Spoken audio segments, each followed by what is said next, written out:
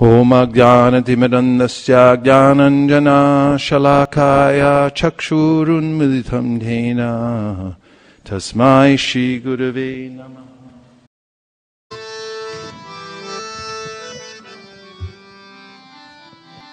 How to arrange things for me in this world. And to that end, Prithu Maharaj gives this prayer that we can also copy and paste onto our consciousness.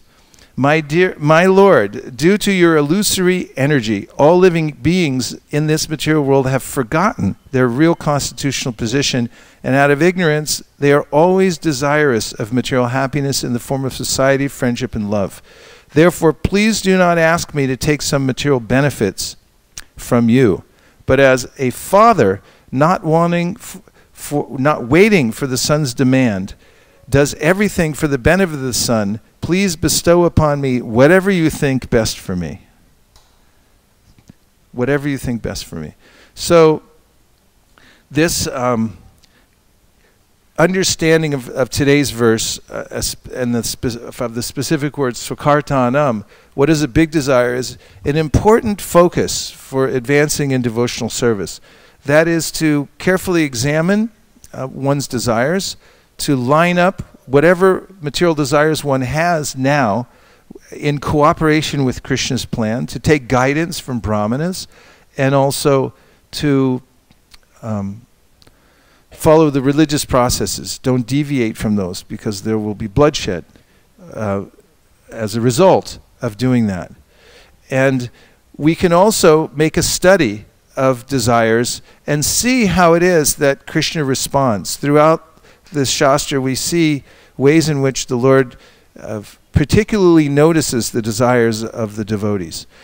I was thinking this morning, and I'm always touched by the story at Srivasangam, when there were various people that wanted to come and watch the kirtan that was going on inside the doors.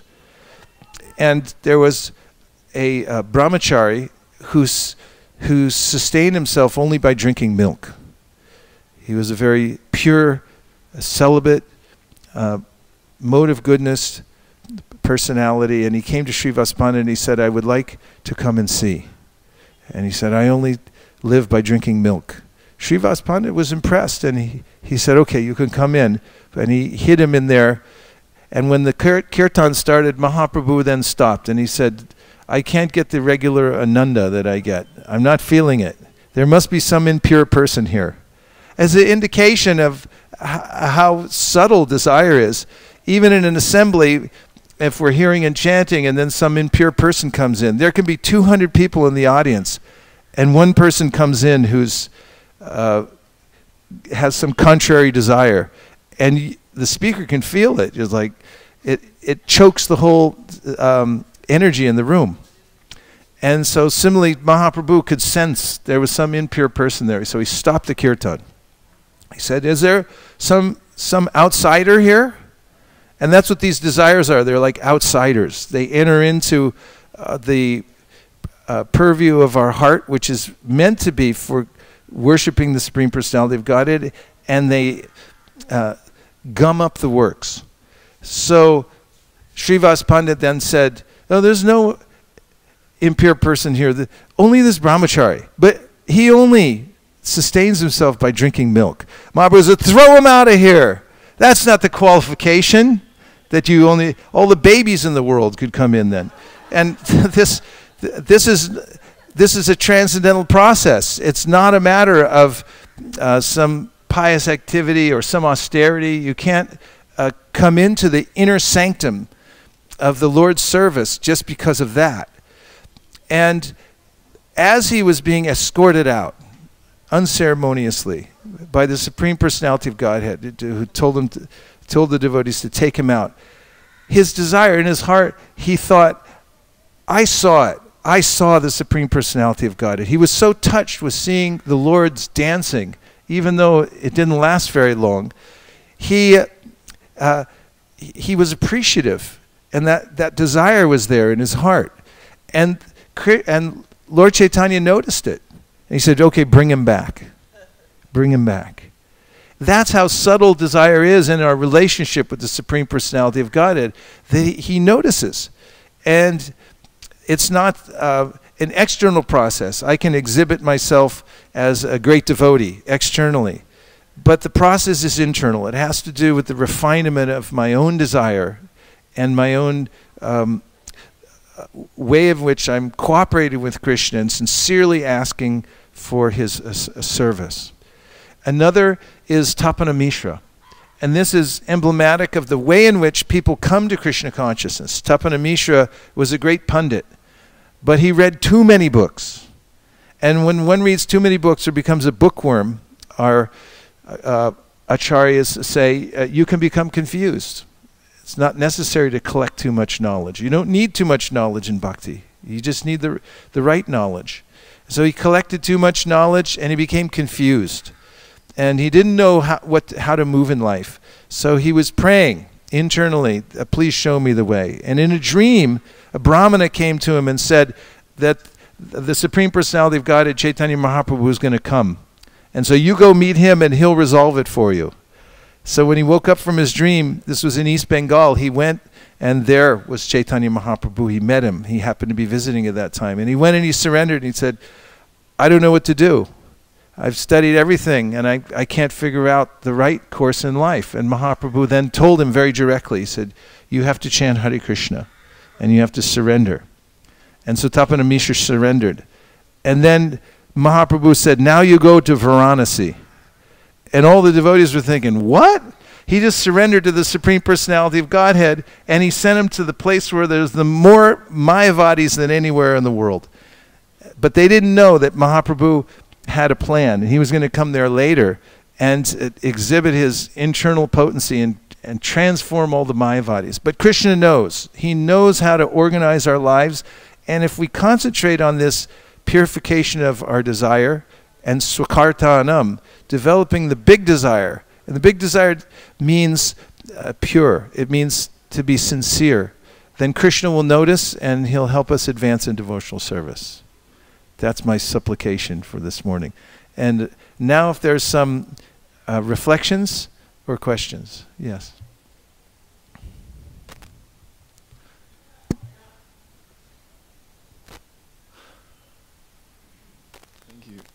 Thank you very much for class.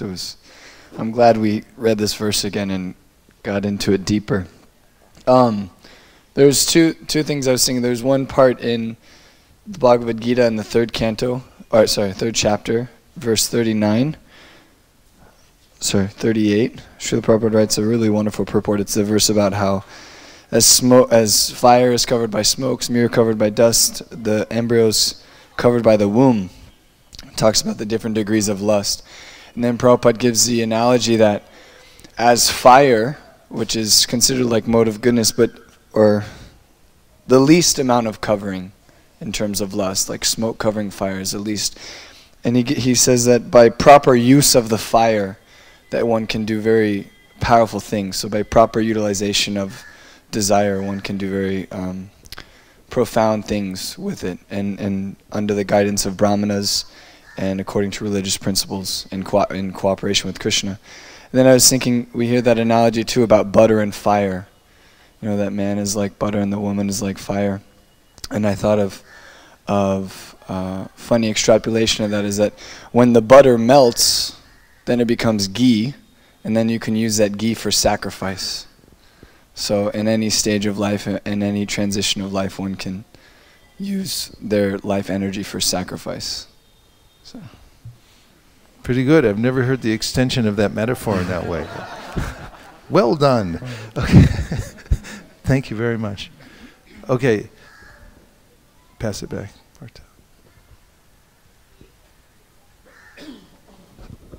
In the example of Kardama Muni, he performed austerities for 10,000 years. I believe that was celestial years, so that's got to be a lot of work, And he did that introspection, and then he came to that realization of what he needed for his progress in devotional service, which is to get married. And then it's described, from that point, he followed the Vedic rules and regulations according to that. But it seems like sometimes devotees, without doing the work, laborious work of doing that introspection. They just want to jump and adopt some Vedic rules and regulations and thinking that will help them advance or solve their problems, but not without really doing the work. And like Malati gave some examples yesterday, I think she called it mental bhakti, that devotees would just hear some things and just blindly try and apply it. And it seems like that's sometimes problematic in our societies, that we need to get that realization that we really need to do that serious introspection and how to actually progress in devotional service. So I really appreciate the class. Thank you. Well, thank you very much. Yes.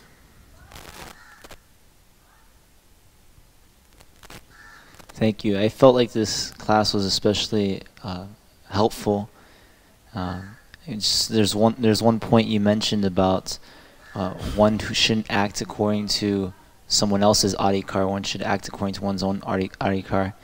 And I've been experiencing more and more recently how I shouldn't try to pretend to be something I'm not, and just try to be very honest with where I am at.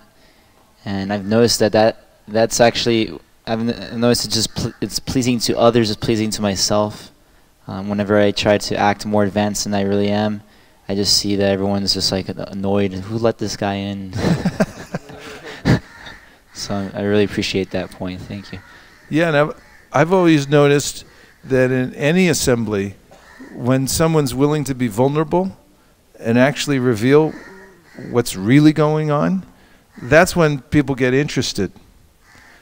I've seen in various circumstances that happen, and that's when everyone sits up and goes, is this person really going to divulge something about their real state of heart?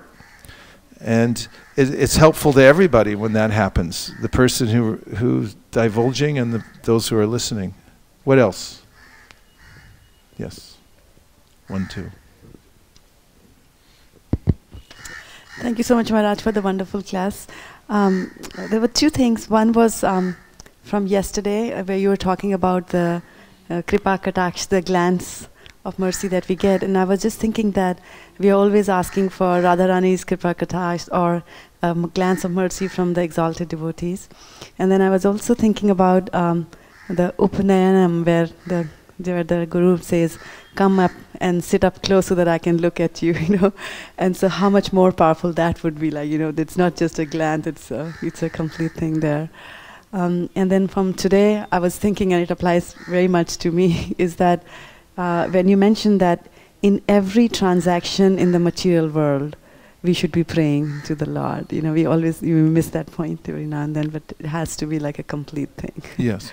And regarding proximity and being close to the Lord, it has really nothing to do with physical proximity. As Sureshwar Prabhu recounts in his memories of Srila Prabhupada walking in Hawaii on a morning walk, and devotees jockeying for position, trying to get closer to Prabhupada. And then Prabhupada used to stop in the middle of his walk to make a point, and he would turn around to say something. So Sureshwar was more absorbed in getting close to Prabhupada so that he could have that physical proximity, and then Prabhupada stopped. And Sureshwar Prabhu looked up just in time. You know how you do on the freeway when it's herky-jerky, and then all of a sudden he stopped, and he said he ended up about a quarter of an inch. His nose was a quarter of an inch from the back of Prabhupada's head. And in that instance, he thought, oh, actually, I'm no closer now than I was a few minutes ago. And it has to do with the quality of one's desire.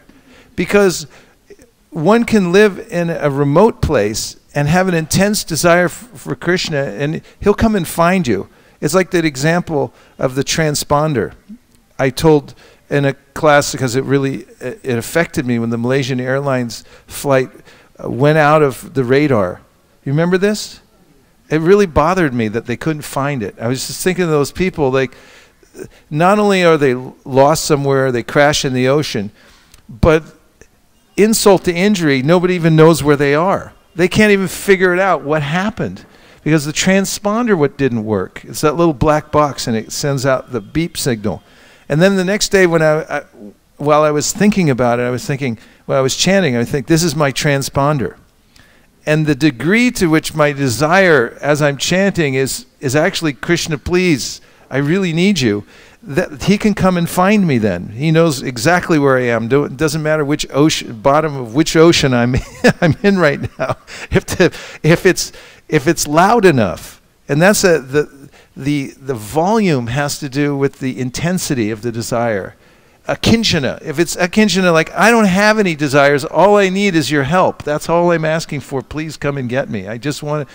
I want you. I want to serve you. Then it's so loud that from anywhere one can hear it. But if you're in the same room, if you have some pretension, like, hey, I already know this stuff, you know, and as soon as this guy stops talking, then I'm going to say something. Then it's like there's no absorption whatsoever. One doesn't get anything from that. Yes. Hare Krishna Maharaj, it was a lovely class. Thank you so much. And I was just reflecting that sometimes when we are new in Krishna consciousness, we image our spiritual life in the same way how we have been doing with our material life. So we think that our spiritual life should be like this. But at some point then Krishna turns everything upside down, and then he makes us do other things, not what we planned for.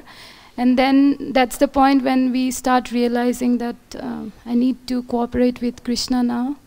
And more so often he puts us in a very uncomfortable situation, which is maybe not according to our nature. He makes us do things in a different way. So I've been experiencing that, and I like the point of cooperation.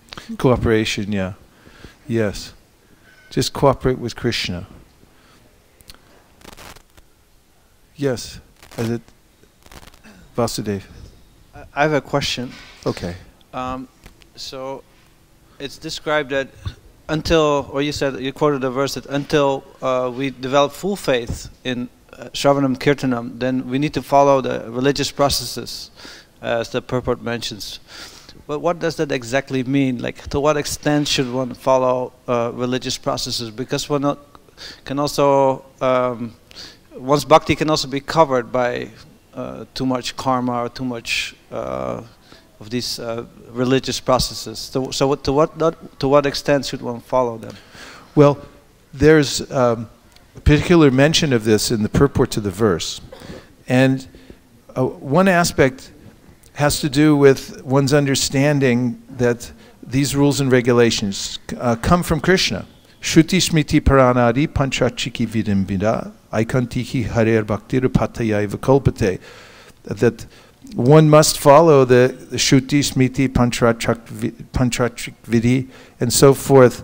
Even in the context of cultivating Raganuga Bhakti, there is externally, Sri Chaitanya Mahaprabhu said the devotee is very careful to follow the rules and regulations. And if one develops a mentality of disdain for those things and thinks, oh, they're nothing and it doesn't matter, then the verse that's given in the purport says that this is an offense to the Supreme Personality of Godhead, because these things come from Him. So one should have respect for those, and as one's cultivating the highest form of devotional service, one should have respect. And as I mentioned earlier, there's a way in which these particular injunctions in the scripture are meant to protect us from becoming waylaid in a process of human life even. They keep us, they're guardrails, they keep us in the human sector so that we don't become degraded, which is so easy to do. It's so easy to become degraded by degrees. One might just deviate from the religious practices and then think, oh, they don't matter. And we hear this a lot. We're engaged in a higher thing, therefore we don't need all the other things. And then next thing you know, you're back in animal life again. And what happened there? So it's a comprehensive system meant to protect us. And when one, oh yes, Madhavananda Prabhu, he can add to this. And then we'll come right back. There's so many different rules and regulations, and we become very confused which we should follow and which we shouldn't. Therefore, we need guru. And Guru gives us particular instructions for us. And Bhaktivinoda writes in Krishna Samhita that sadhu goes and he gives certain rules and regulations for certain people in certain places and certain times, and they're different from other places. Thank you. That was very helpful.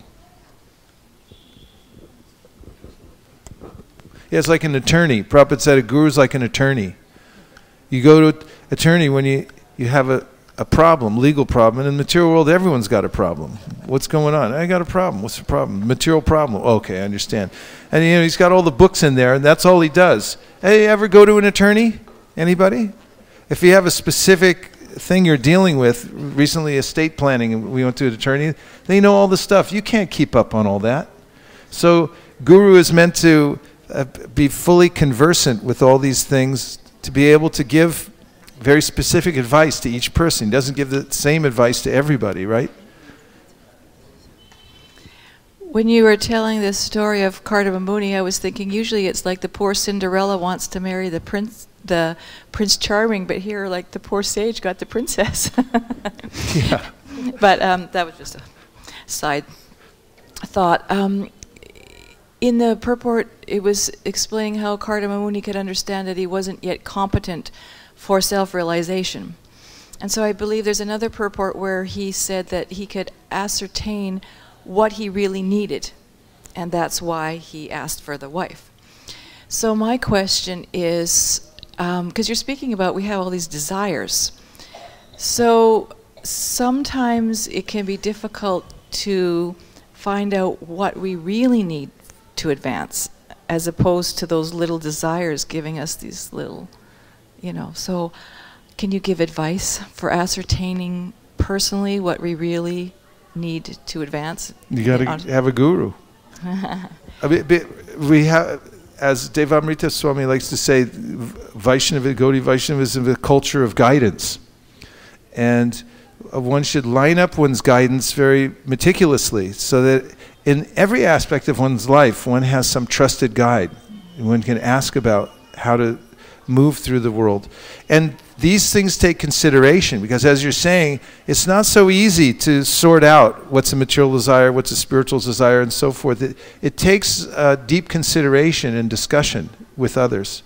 I mean, some things are obvious, but even when they're obvious, it doesn't mean that you can overcome them on your own. I have mentors. I collect them.